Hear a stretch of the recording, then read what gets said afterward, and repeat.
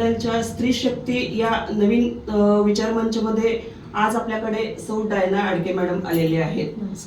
त्यांची ओळख अशी आहे की त्या hospital health care and management या मध्ये थेम्स आंतरराष्ट्रीय विद्यापीठातून त्या PhD केलेल्या आहेत आणि सोलापूरमध्ये या विषयामध्ये PhD करणाऱ्या त्या पहिल्याच महिला आहेत.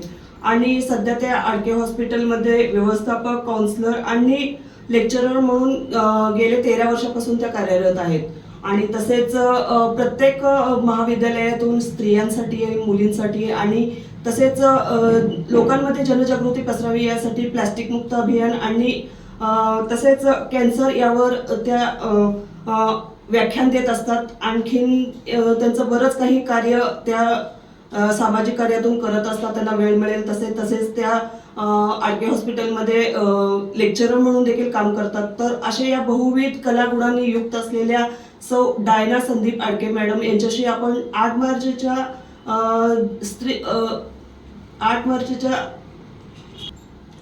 मार्चच्या महिला दिनाच्या धर्तीवर आपण त्यांच्याशी मनमोकळेपणाने गप्पा मारणार आहोत. तर सुरुवात करूया. आपण त्यांच्याशी थोडंसं त्यांचे विचार जाणून घेऊयात आणि आपल्या महिलांनाही त्यांच्या विचारातून एक नवी प्रेरणा देण्याचं कार्य आपण ह्या जनता राज्य न्यूज चॅनलच्या विचारमंचामधून करणार आहोत.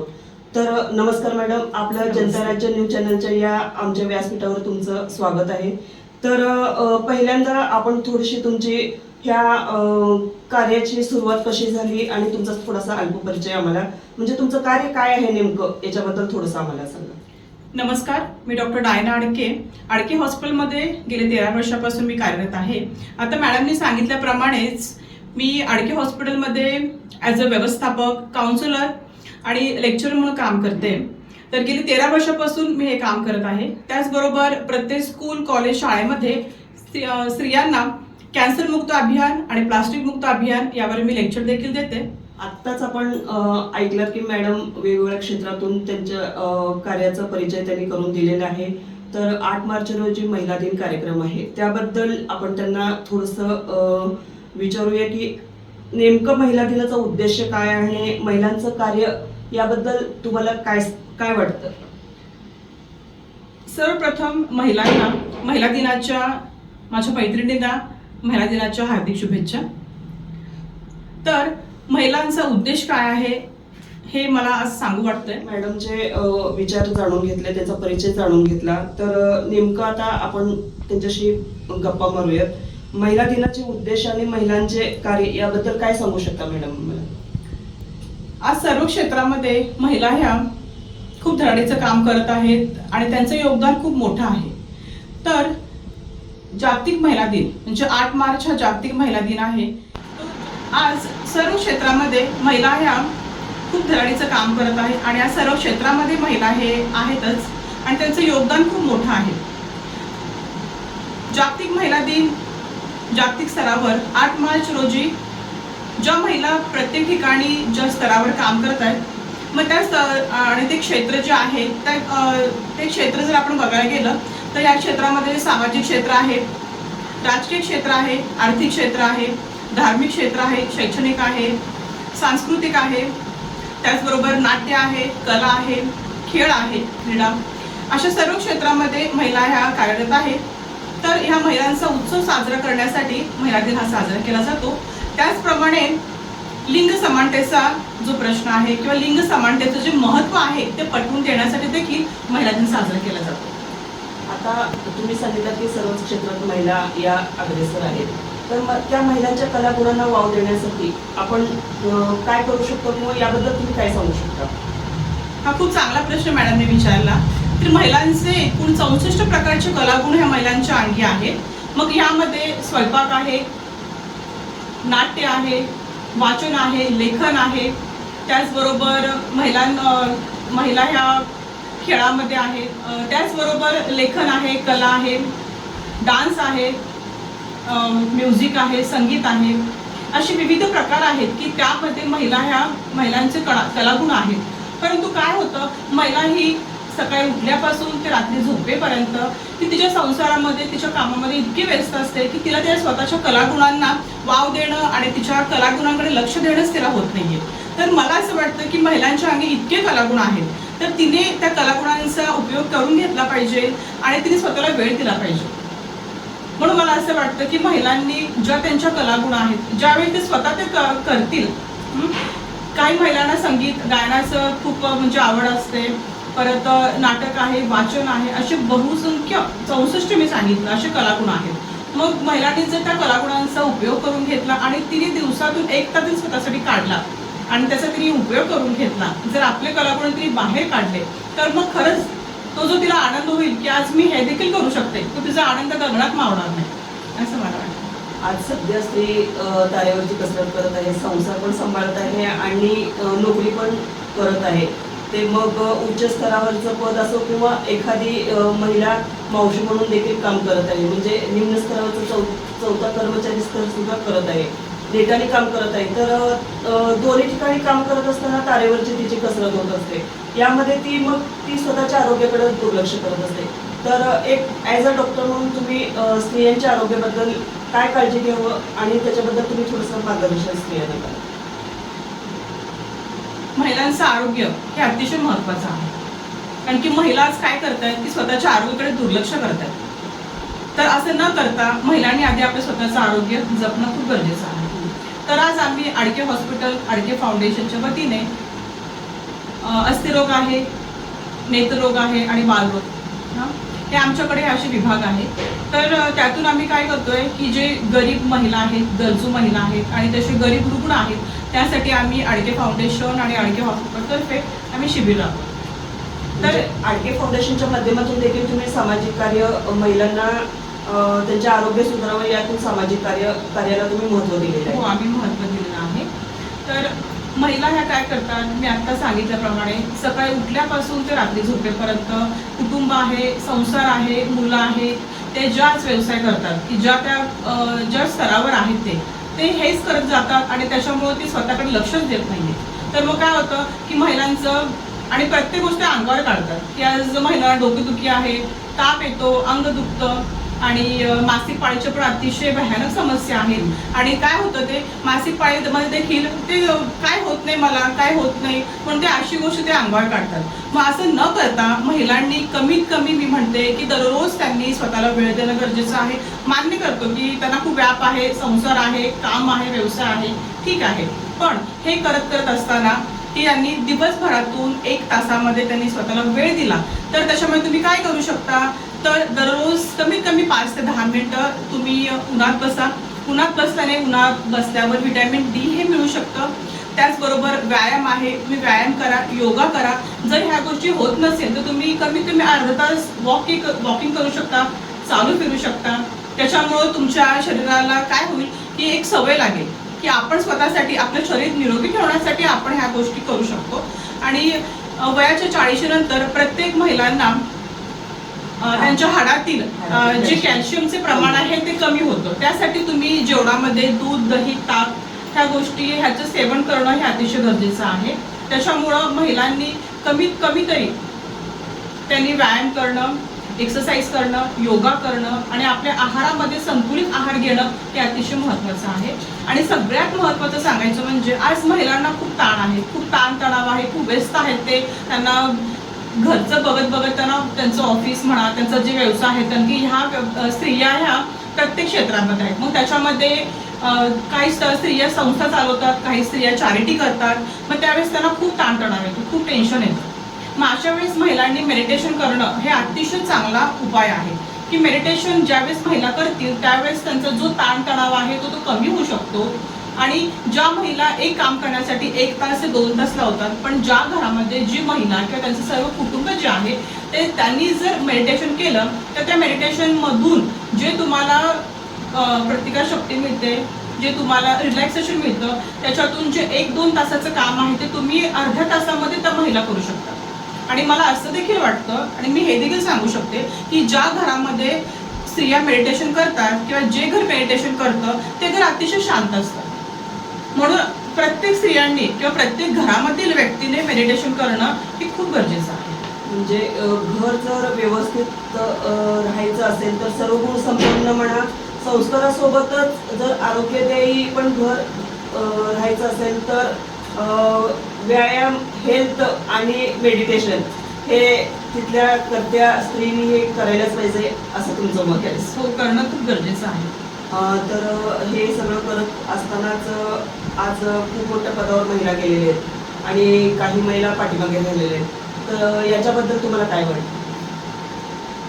मॅडमनी खूप चांगला प्रश्न विचारला आहे की आज प्रत्येक स्तरावर महिला आहे, मग ते कोणते क्षेत्र असू दे. तुम्ही मगाशी सांगितलं पाहिजे, राजकीय क्षेत्र आहे, आर्थिक क्षेत्र आहे, सामाजिक क्षेत्र आहे, शैक्षणिक क्षेत्र आहे, सांस्कृतिक आहे. असंही आहे की मॅडम की ज्या महिला आज उच्च पदावर आहेत त्यांना पाहिलं की जे हाऊसवाईफ आहेत पण त्यांच्या काही अडचणींमुळे ते हाऊसवाईफ राहिलेले असतात किंवा लग्न लवकर वगैरे झाल्यामुळे ते पुढे जाऊ शकत नाहीत.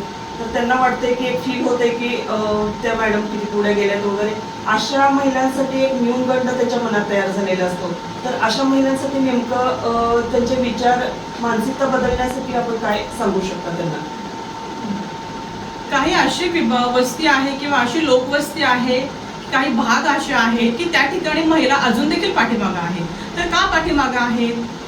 मगाशी आपण बोललो की सर्व क्षेत्रामध्ये महिला आहेत, पण काही भाग असे पण आहेत ना की त्या ठिकाणी महिला काम करू शकत नाही, शिक्षण जास्त पुढे घेऊ शकत नाही. का? कारण तिथे ती गरिबी आहे आणि गरिबीमुळे त्या महिलांना पुढे शिक्षण घेता येत नाही. मग त्या काय करतात की मोलमजुरी करतात, बिगारी काम करतात किंवा काही घरामध्ये देखील ते मावशींचं काम करतात. मग अशा वेळेस मी सजेस्ट करते प्रत्येक महिलांना, मुलींना मी सांगू इच्छिते की तुम्ही हा जो स्वतःला कमी न लेखता की आपण देखील महिला, आपण देखील काहीतरी करू शकतो, यासाठी सोलापूर विद्यापीठाने आरोग्य सहाय्यक, आपण त्याला हेल्थ असिस्टंट देखील म्हणू शकतो, हा जो कोर्स आहे, हा कोर्स आज सोलापूर विद्यापीठ चालवत आहे. आणि हा जो कोर्स आहे तो 10वी पास नापास या मुलींसाठी, महिलांसाठी आहे. तो कोर्स 1 वर्षाचा आहे आणि तो कोर्स पूर्णतः मराठीमध्ये आहे. तर ज्या महिलांना पुढे शिकता येत नाहीत की ज्या महिला 10वी पास नापास आहेत त्या महिलांसाठी हा कोर्स आहे. तर हा कोर्स 1 वर्षाचा आहे, त्याला सोलापूर विद्यापीठाची मान्यता आहे आणि हा कोर्स सर्टिफिकेट कोर्स आहे. तर हा कोर्स केल्यावर कुठलीही महिला एखाद्या लहान जे क्लिनिक असतं त्या क्लिनिकपासून ते मोठ्या हॉस्पिटलमध्ये ती ॲज अ सिस्टर म्हणून ती काम करू शकते. तर ह्या कोर्ससाठी वयाची अट नाही आहे. महिला, मुली जे विधवा असतात, जे घटस्फोटित महिला आहेत की त्यांना असं वाटतं की अरे मी पुढं काय करणार, मी पुढं शिकू शकते की नाही. तर हा जो कोर्स तुम्ही केला तर तुम्ही, हा कोर्स मराठीमध्ये आहे, हा कोर्स 1 वर्षाचा आहे. हा कोर्स पूर्ण झाला की तुम्हाला सर्टिफिकेट मिळतं आणि मग तुम्ही कोणत्याही हॉस्पिटलमध्ये काम करू शकता. म्हणजे जे खरं शिक्षण वगैरे घेऊ शकलेले नाही पण आयुष्यात त्यांना पुढे जायची जी इच्छा आहे तर त्या महिला आत्ताही म्हणजे वयाच्या अटीचं बंधन नसताना देखील ते ह्या कोर्सने पुढे जाऊन आपला आर्थिक बाजू सांभाळू शकतात. हे मॅडमच्या आत्ताच्या सांगण्यावरून आपल्याला माहिती झालेलं आहे. तर आणि मला असं वाटतं मॅडम की त्याचबरोबर जी लोकवस्ती आहे, जी म्हटलं मी तुम्हाला कमी शिकलेल्या महिला आहेत, त्यांना लघु उद्योग पण ते करू शकतात. बचत गट आहे, त्यानुसार ते घरगुती देखील व्यवसाय करू शकतात. की कुठलीही महिला पाठीमागं न राहता की ती स्वतः आपल्या घरामध्ये, नवरा तर काम करतोच, नवऱ्याच्या बरोबरीने, नवऱ्याच्या सोबत ती देखील आज कष्ट करून, कमाई करून ती देखील आपलं घर चालवू शकते, असं मला याच्यातून म्हणायचं वाटतं. मॅडमच्या बोलण्यातून आत्ता आपण चर्चा करत असताना मॅडमच्या बोलण्यातून हेच जाणवलेलं आहे की स्वतःला कुठल्याही क्षेत्रात कमी न लेखता जे उच्च पदस्थ स्त्रिया आहेत त्यांना पाहून आपल्या मनात न्यूनगंड न ठेवता मिळेल ते काम करून आणि आपली आर्थिक बाजू आपली सक्षम करणं हे प्रत्येक स्त्रीचं काम आहे आणि ते हक्काने महिलांनी करावं असं मला वाटतं. आणि त्यासाठी प्रत्येक सर्व क्षेत्रात ॲज अ काउन्सिलर म्हणून मदत घेऊ शकता तुम्ही किंवा इथं समाजात अनेक संस्था कार्यरत आहेत की जिथे आपल्याला काय नेमकं आयुष्यात करावं याबद्दल मार्गदर्शनही मिळतात. आडकी मॅडमच्या माध्यमातून देखील आपल्याला असे व्यक्तिमत्व आहेत की आपल्याला मार्गदर्शन करू शकतात.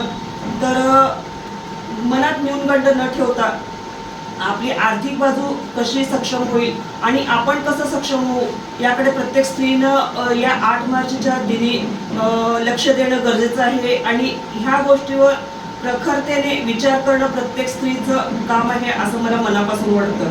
तर आज आडकी मॅडम आपल्याकडे आलेले आहेत. तर आज आपण जाता जाता त्यांना शेवटचा प्रश्न विचारूया, कारण वेळेचा खूप अभाव आहे आपल्याला मॅडम. तर तुम्ही इथंपर्यंत आलात, तुम्ही आज जे सर्व क्षेत्रात अग्रेसरांनी दोन्ही करता आरेवरची कसरत करत दोन्ही ठिकाणी काम करत आहात, सामाजिक कार्य आणि तुमचं प्रोफेशन आणि प्लस सरांना मदत करत आहात आणि स्त्रियांविषयी जनजागृतीवर कार्यही करत आहात आणि विशेष म्हणजे तुम्ही स्त्रियांना मासिक पाळीबद्दल जनजागृतीवर विशेष कार्य करीत आहात. आपण त्याबद्दल पुढच्या मुलाखतीमध्ये त्यावर सविस्तर आपण जाणून घेणार आहोत, जेणेकरून स्त्रियांमध्ये जनजागृती व्हायला पाहिजे. आपण जनता राज्य सखी मंचच्या ह्याच्यामध्ये आपण परत एकदा तुम्हाला इन्व्हाइट करणार आहोत आम्ही आणि जनजागृती पसरवण्याचं आपण काम करणार आहोत. तर जाता जाता तुम्हाला एक मी प्रश्न विचारू शकते की हे जे कार्य करीत असताना तुम्हाला सहकार्य सरांचं खूप लाभलेलं आहे. तर याबद्दल आणखीन कोणाला श्रेय देऊ वाटते की तुमच्या पाठीमागे कोण आहे याचं श्रेय तुम्ही कोणाला देऊ शकता? आज मी इथं जे आहे आणि आज माझ्याबद्दल जर बोलायचं झालं तर आम्ही दरवर्षी पूर्ण जगभरातून जे डॉक्टर आहेत, अस्थिरोग डॉक्टर, ऑर्थोपेडिक डॉक्टर, त्यांना आम्ही इथं बोलवतो आणि आंतरराष्ट्रीय दर्जाची जी फेलोशिप आहे ती आम्ही सोलापूरमध्ये करत आहोत. तर इलिझारो जी शस्त्रक्रिया आहे, इलिझारो जी पद्धत आहे, त्याच्यावर आम्ही इथे दरवर्षी आंतरराष्ट्रीय दर्जाचं फेलोशिप आम्ही इथे करतो आणि आपल्या सोलापूरमध्ये पूर्ण जगभरातून डॉक्टर इथे येतात. त्याचं मॅनेजमेंट देखील मी करते आणि हे ते सगळं जे आम्ही करतो आडके हॉस्पिटल तर्फेच आम्ही करतो. आणि मला असं सांगायला खूप आनंद वाटतोय की आज मी इथपर्यंत आहे. आज मी जे इथपर्यंत आलेली आहे त्याच्या पाठीमागं श्रेय द्यायचं झालं तर माझे मिस्टर डॉक्टर संदीप आडके, त्यांनी आजपर्यंत मला खूप साथ दिली आहे. त्याच्या आधी मी माझं जे लहानपण कसं गेलं ह्याच्याबद्दल बोलू इच्छिते. तर मी देखील आज मध्यमवर्गीय कुटुंबातच जन्मलेली आहे. लहानपणापासून कष्ट संघर्ष करण्याची बघितलेलं आहे, ते केलेलं आहे. तर आज माझी आई देखील शिक्षिका होती. इंग्लिश आणि कन्नड मीडियममध्ये तिचं शिक्षण झालेलं होतं. तर काही कारणास्तव तिला पुढे शिकता आलं नाही. मग त्याच्यामुळे तिची खूप इच्छा होती की जी गोष्ट मी करू शकले नाही तर ती गोष्ट माझ्या मुलीने केली पाहिजे. म्हणून माझ्या आईने मला D.Ed पर्यंत माझं शिक्षण तिने माझं करून दिलं. त्याच्या पाठीमुळे तिचं खूप मोठं श्रेय आहे की तिने मला आज साथ दिली म्हणून मी इथपर्यंत आले होते. आणि D.Ed नंतर माझं लग्न झालं आणि मी आता सांगितल्याप्रमाणे माझे मिस्टर डॉक्टर संदीप आडके, त्यांची मला खूप साथ मिळाली. आज मी जे इथं आहे आणि आज ज्या गोष्टी मी अचीव्ह करू शकले आहे ते फक्त माझ्या पतींमुळेच. कारण त्यांची मला इतकी साथ मिळाली, त्यांचं प्रेम देखील मिळालं आणि मला हे आनंदाने सांगू वाटतं की ते माझे पती आहेत परंतु ते माझे खूप चांगले मित्र पण आहेत. आम्ही दोघं कुठलीही गोष्ट करायची, कुठलंही काम करायचं म्हटलं की आम्ही दोघं एकमेकांशी डिस्कस करतो. एखादी गोष्ट करायची, एखादं काम करायचं आहे की आम्ही दोघं एकमेकांना बोलतो आणि मगच ते काम करतो. त्यामुळं मी जे लग्नानंतर जे शिक्षण घेतलेलं आहे, ज्या गोष्टी मी अचीव्ह केल्या, तुम्ही सांगितलं आता की मी माझी PhD झालेली आहे. त्याच्यानंतर मी असे भरपूर माझे शिक्षण मी चालू ठेवलेलं आहे, केलेलं आहे. त्याच्या पाठी माझे मिस्टर, कारण की प्रत्येक वेळेस मला वाटायचं की मी हे करू का. म्हणजे त्यावेळेस यशस्वी पुरुषा पाठीमागे स्त्री उभी राहते, पण इथे महिला दिनानिमित्त आपल्याला वेगळं चित्र पाहायला मिळत आहे की एक यशस्वी स्त्रीच्या पाठीमागे एक पुरुषांनी खूप साथ दिली आहे. हो येस, मला खरंच खूप कौतुक वाटतं की माझे मिस्टर आहेतच पण ते माझे खूप चांगले मित्र आहेत. नेहमी त्यांचा सपोर्ट असतो मला, त्यांची खूप मला मदत होते. म्हणून आज मी जे परत एकदा सांगू इच्छिते की आज जे मी आहे ते माझ्या मिस्टरांमुळेच आहे. आणि त्याच्याबरोबर माझे सासूबाई सरोजिनी आडके, त्यांची इतकी मला साथ मिळाली. मी तर म्हणते की ते माझे प्रेरणास्थान आहेत. कारण की आजपर्यंत मी जे शिक्षण घेतलं, ज्या परीक्षा दिल्या, त्यावेळेस त्यांचं एकच की तू करू शकतेस, तू हे कर, मी तुझ्या पाठीशी आहे. नेहमी माझ्या सासूबाईंचं हेच मला बोलणं असायचं. आता एमर्जन्सी असते, आम्ही ऑपरेशनला जातो, मी आणि सर, कधी बाहेर जावं लागतं, खूप काही गोष्टी असतात. त्यावेळेस माझ्या सासूबाईंचं एकच की तुझा जे मुलं आहेत, माझी 2 मुलं आहेत, त्यांना मी सांभाळते, त्यांची तू काळजी करू नकोस, तू फक्त कर. म्हणजे एक डॉक्टरांसोबत एक घरगुती महिला म्हणून देखील तुमच्यावर भरपूर जबाबदारी आहे. हो येस, मी ऍक्च्युली माझे 2 मुलं, घर, मला देखील मुलांना सकाळी ऍक्च्युली त्यांना शाळेत सोडणं, त्यांचा स्वयंपाक आणि त्यांचा स्वतःचा अभ्यास, हॉस्पिटल आहे, स्टाफ आहे, ह्या सगळ्या गोष्टी मला बघत माझं प्रोफेशन सांभाळावं लागतं, हॉस्पिटलमध्ये पण लक्ष द्यावं लागतं, कुटुंबात लक्ष द्यावं लागतं, पण त्याच्यासोबत माझ्या सासूने मला खरंच खूप साथ दिली. ते ना मी खरंच म्हणते की ते माझे प्रेरणास्थान आहे. आणि मी स्वतःला खूप नशीबवान समजते की मला माझे मिस्टर आणि माझे सासू यांच्यासारखं मला सासर मिळालेलं आहे. खूप मला कौतुक आहे. आणि जाता जाता मी एवढंच सांगू इच्छिते की महिला दिन आपण काय म्हणतो की 8 मार्च दिवशीच महिला दिन म्हणून आपण साजरा करतो, पण असं न करता महिला दिन हा 365 दिवस आपण साजरा केलेला पाहिजे, साजरा करावा. कारण की मला असं वाटतं की महिला ह्या इतक्या धडाडीचं काम करतात, प्रत्येक ठिकाणी महिला असतात. तर महिलांचं आरोग्य जपणं महत्वाचं आहे. त्यांचा सन्मान करा, त्यांचा आदर करा, त्यांची काळजी घ्या. आणि त्यांचा हा जो महिला दिवस आहे तो तुम्ही दररोज साजरा करा असं मला वाटतं. आणि परत एकदा जनता राज्य न्यूज चॅनलने मला इथं आमंत्रित केलं, त्यासाठी मी त्यांचे मनापासून आभार मानते. थँक्यू. बघितलं प्रेक्षक हो, आत्ताच आपण आडके मॅडम सोबत जी गप्पा मारलो त्यामधून महिलांविषयी ते खूपच सकारात्मक विचार मांडलेले आहेत. तर प्रत्येक ह्या मुलाखतीमधील प्रत्येक गोष्टीचाच विचार करण्यासारखं स्त्रियांनी विचार करावा असं मला मनापासून वाटतं. आणि मनात न्यूनगंड न ठेवता 365 दिवसही हे महिला दिन स्वतःला कोणी तुम्हाला चांगलं म्हणू दे किंवा महत्त्व देऊ दे किंवा न देऊ दे, तुम्ही स्वतःला महत्त्व द्या महिलांनो. आणि तुमच्या कार्यात तुम्ही अग्रेसर राहा. आर्थिक बाजू आणि स्वतःचं स्वत्व सांभाळा. यातूनच मला एवढंच सांगायचं आहे. या ठिकाणी सौ डायना आडके मॅडम आलेले आहेत आणि आपल्याला अगदी मनमोकळेपणाने गप्पा मारल्या, त्याबद्दल जनता राज्य न्यूज चॅनलच्या परिवाराच्या वतीने मी त्याचे आभार मानते. आणि आपण पुढच्या मुलाखतीमध्ये महिलांच्या मासिक पाळीविषयी आपण थोडंसं सविस्तरपणे जाणून घेणार आहोत. तर तुम्हाला मी ह्या मंचावरूनच तुम्हाला मी पुढच्या मुलाखतीसाठी आमंत्रण देते. आणि तुम्ही जास्तीत जास्त महिलांपर्यंत जनजागृतीचं काम करावं आणि महिलांना प्रत्येक स्तरात तुमची मदत व्हावी. आणि एकमेकांना तुम्ही महिला देखील एकमेकांना अडीअडचणीत सापडलेल्या महिलांना तुम्ही अशीच एकमेकांना साथ द्यावी अशी मी जनता राज्य न्यूज चॅनलच्या परिवारातर्फे इच्छा व्यक्त करते आणि इथेच थांबते.